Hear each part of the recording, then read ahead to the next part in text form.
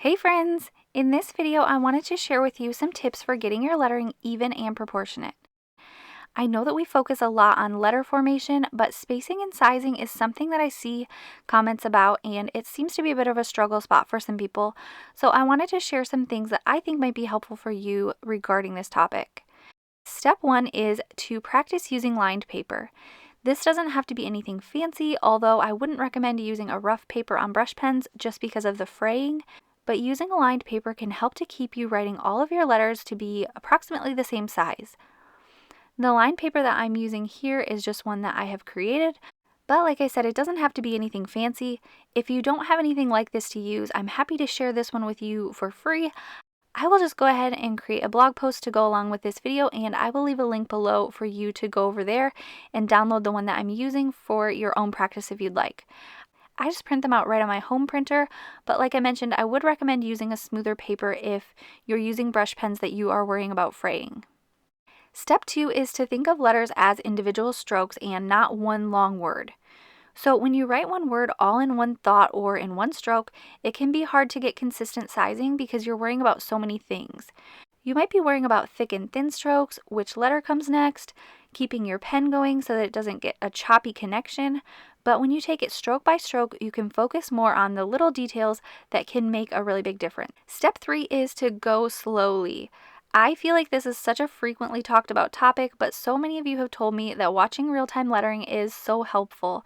And I letter pretty slowly unless I'm using worksheets. I do go a little bit quicker when I'm using worksheets. But going slowly just helps me to pay attention to those little details rather than paying attention to the things that could be a little bit more routine. So when I'm writing quickly, I'm just trying to keep the flow of my lettering going and not like having to stop. So the result is that it ends up being a little bit sloppy or messy. But by really focusing and going slowly and taking my time, my sizing can come a little bit more consistent and my lettering looks a little bit more polished.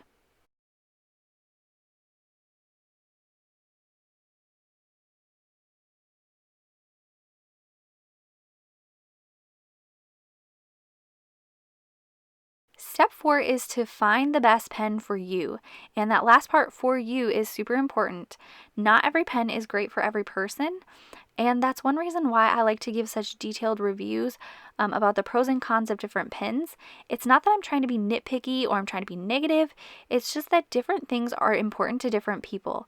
Some people might really care about the body of the pen and how it feels, what kind of plastic it is, or what size it is, or if it slips out of your hand, whereas others might just worry about the vibrancy of colors or if there's a lot of different colors or certain colors. So I just try to give as many details as I can that you can make the best decision for you. And just like we might have color preferences for whatever reason, maybe it's the way we hold our pen, how tight our grip is, or the angle that we write with, but some of us also may have tendencies to letter better with certain pens. So I am sharing a few here that I find that I tend to grab often when I'm trying to create really even lettering. And if you notice, you can see that many of them have very similar tips. They're also super flexible and bounce back really well.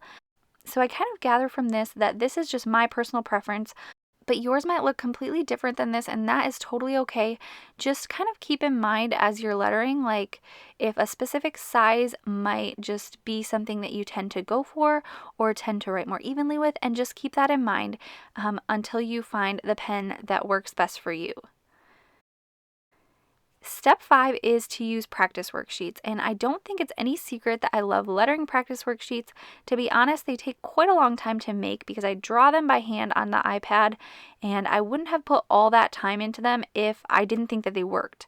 I actually created my first lettering worksheet set for a friend, but I really do think that if you letter consistently with lettering worksheets, whether they're mine or somebody else's, so long as they have that even lettering style, I think that they can help you to develop a rhythm that you need to create even letters.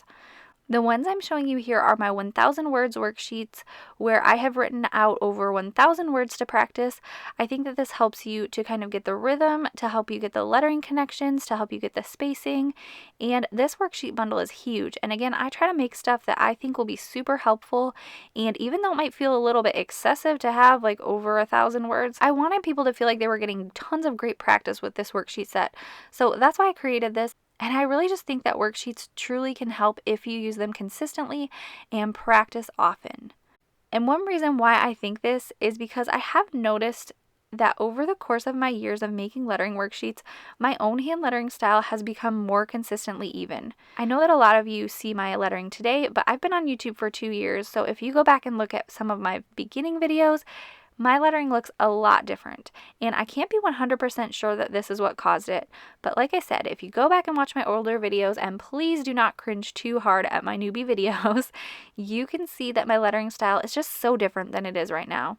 I think I really started to notice the change around the time that I made my simplified lettering beginner bundle, and it just kind of makes me feel like I am actually becoming a product of my own lettering worksheets, which is kind of fun.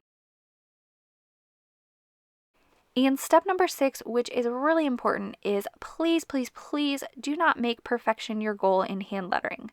I have for sure fallen into this trap when creating products, thinking that if a couple of my letters weren't absolutely identical, that people might get upset with me, but I finally came to realize that this is still hand lettering. You are not using typed up fonts, and you are not a computer. Don't hold yourself to that standard, because the beauty of creating hand lettering is that it is made by you. I think that evenly spaced and consistently sized lettering can really help you to have a polished lettering style, but don't mistake polished for perfection. This is still your art, and the beauty is that it is created by you and not a computer. So I hope that these 6 tips were helpful for you. I will leave some links in the description box below for the products that I've mentioned or used. If you have any other questions, please leave them in the comments below. You can also follow me over on Instagram at howtohandletter. And I'll also create a blog post that goes along with this video and leave a link for that in the description box if you would like to save it on Pinterest or come back to it later. Thank you so much for watching. I hope you have a wonderful day, and I will see you in my next video. Bye.